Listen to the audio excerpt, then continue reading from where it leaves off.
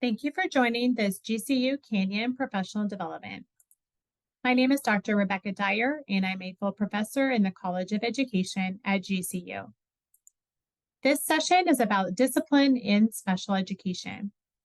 The objective for this session is to understand the IDEA mandates regarding discipline of a student with an IEP. IDEA, which is the Individuals with Disabilities Education Act, includes 9 specific mandates that must be addressed in the use of disciplinary procedures with students who are disabled. So any student who has an IEP, they must be followed for those students. So the first one is called the 10-day rule.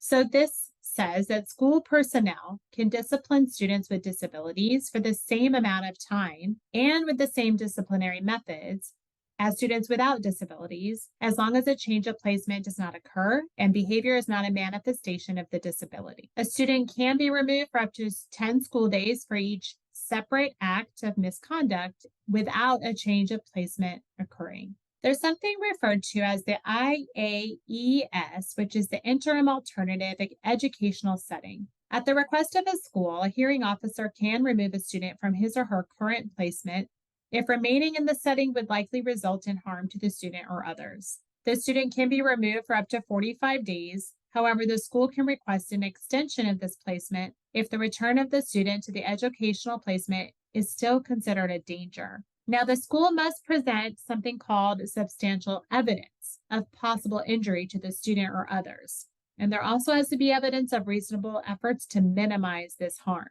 The hearing officer will consider the appropriateness of the student's current placement prior to removal of the student to an alternative educational setting selected by the student's IEP team. The alternative educational setting selected must allow the student to continue to make progress in the general curriculum and to receive services and modifications required to achieve goals as stated in the student's IEP, as well as to address the behavior that resulted in the disciplinary action. Change of placement.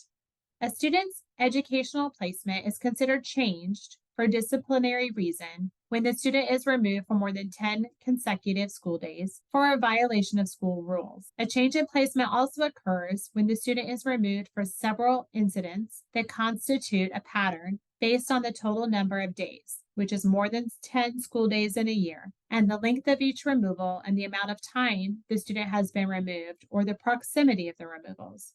For example, a student suspended and/or placed in in-school suspension for disrespect to school personnel on 4 occasions for 12 school days within a 60-day time period would be a pattern that constitutes a change in placement. The 11th day rule.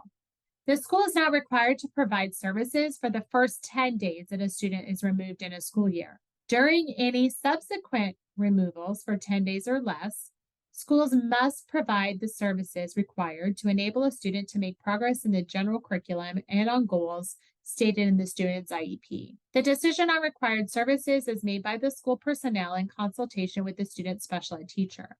During any long-term removal for behavior that is not a manifestation of the student's disability, schools must provide the services required to enable a student to make progress in the general curriculum and achieve goals stated in the student's IEP. The decision on required services is made by the student's IEP team. The functional behavior assessment. This is required for any discipline issue that includes possession of weapons, possession or use of illegal drugs, or the sale or solicitation of a controlled substance on school grounds or at school functions. We also require functional behavior assessment for the first time a student is removed from his or her placement for more than 10 school days in a school year, or when a removal will result in a change of placement. A meeting of the student's IEP team must be convened no more than 10 business days after the disciplinary action to develop a behavior assessment plan. The IEP team must conduct a functional assessment and develop a behavior intervention plan to reduce the likelihood of the reoccurrence of the student's behavior that resulted in disciplinary actions. For a student with a behavior intervention plan, the IEP team must have a meeting to review the plan only if it is the first time the student is removed for more than 10 days in a school year, or when the removal will result in a change of placement. For other disciplinary actions, the IEP team must review the plan and its implementation to determine if modifications are necessary. If one or more of the members of the team desires changes in the behavior intervention plan, The IEP team must have a meeting to modify it. Then we have the manifestation determination. This is a review and it's conducted to determine whether the behavior that resulted in the disciplinary action is a manifestation of the student's disability. A review must be conducted for the removal of a student that constitutes a change of placement. The parent must receive notification of this decision no later than the date the decision to take that action is made. The review must be conducted no later than 10 school days after the decision to take the action. The review is conducted by the IEP team and other qualified personnel.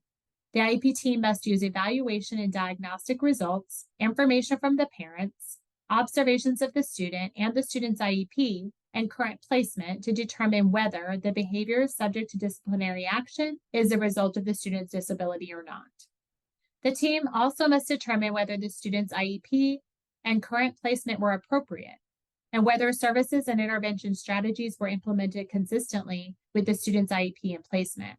They must determine whether the student's disability impaired his or her ability to understand the impact and consequences of the behavior and control the behavior. Next, we have appeals. A parent can request a hearing if they disagree with the decision regarding placement or the decision from the manifestation determination review. The state or school district must arrange a due process hearing with a hearing officer. If the parent disagrees about a manifestation determination, a hearing officer must determine whether the behavior is a manifestation of the student's disabilities. They'll use the same procedures and information used by the IEP team. If the parent disagrees with the placement decision, a hearing officer must be presented with substantial evidence of possible injury to the student or others and of reasonable efforts to minimize this harm. The appropriateness of the student's current placement must be evaluated, as well as the alternative educational setting that was selected to allow the student to continue in the general curriculum and achieve goals stated in the student's IEP. During the appeal process, the student must remain in the alternative educational setting until a decision is made or expiration of the time period for removal. If the time period does expire, the student is to be returned to the current placement stated in the student's IEP. If the current placement is deemed dangerous, the school district can request an expedited hearing to be conducted within 45 days. Consider knowledgeable. A student who is not eligible for special education and they violated a school conduct can, in some situations, claim protection under IDEA if the school district had knowledge that child had a disability prior to the behavior that resulted in the disciplinary action. The school district is considered knowledgeable if the parent expressed concern in writing to school personnel that the child needed special education or related services. They may have also expressed that the behavior of the child demonstrated a need for services or requested an evaluation. In addition, they are deemed knowledgeable if school personnel have expressed concerns about the academics or behaviors of a student. If an evaluation has been conducted and it was determined that the student was not eligible for special education, or it has been determined that evaluation is not needed, a parent cannot claim protection for their child under IDEA. Finally, we have disciplinary actions involving crime. If a student with a disability commits a crime, school personnel should report it to the appropriate authorities. The law enforcement and judicial authorities should apply federal and state law to these crimes.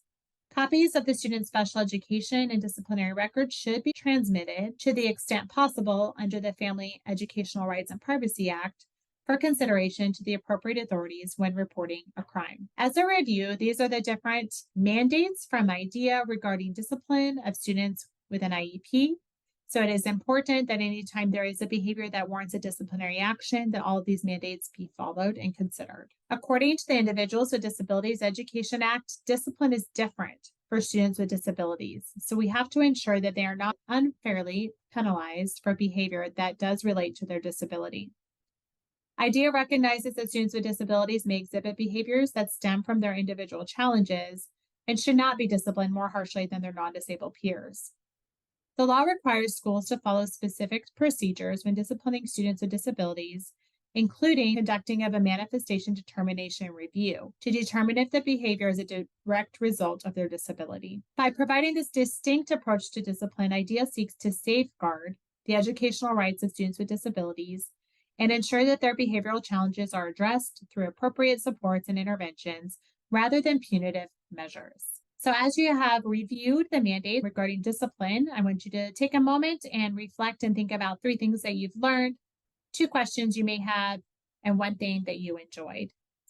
And we have an additional resource regarding this information. And thank you so much for joining this session.